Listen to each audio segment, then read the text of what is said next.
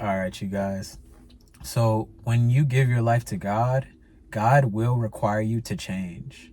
At first, when you get to know the Lord, you can come as you are, no matter where you're at in life. But in order for Him to elevate you and use you, you will have to change. You're going to have to give up those worldly ways. And as you start to grow with God, the person that you are and the way that you do things will change as well. And the people around you, they'll even change too. This has been my experience, and I know when some people hear this, they can relate to it. But when you give your life to God and start changing, the way that people see you and they feel about you changes. Some people, they only want you to stay the same. And when you start growing with God, this kind of change intimidates people. When you're walking with God, you'll see how people's feelings change towards you, and you'll see how your change can arouse jealousy or hate from some people.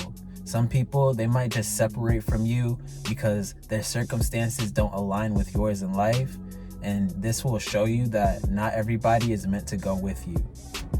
In Genesis, God calls Abraham to go to a distant land that He shows him, and this required for him to leave all his family and everything that he knew.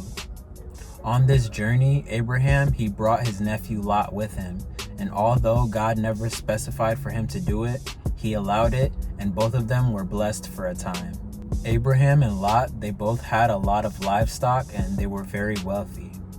And as their blessings grew in the land that they were in, the land, it couldn't support the both of them. And this situation, it caused a big problem between their herdsmen. In this example, it shows that God's plan was not for Abraham and Lot to walk the same path together forever. In order to fix this situation, Abraham had to separate from Lot. So Lot, he left the land that they were in. And once this happened, God told Abraham, "Lift up your eyes. All the land that you see before you, I will give to your descendants." So once Abraham separated from Lot, his blessings were able to grow and he was able to maintain it with peace. Know that God will remove people in your life when they don't align with His purpose for you. Some people, they will separate from you just because their journeys don't align and it will end peacefully. And some, it could end in betrayals or conflict, just like it did in the story of Abraham and Lot. Separation can even happen with the people that we love and don't want to let go of.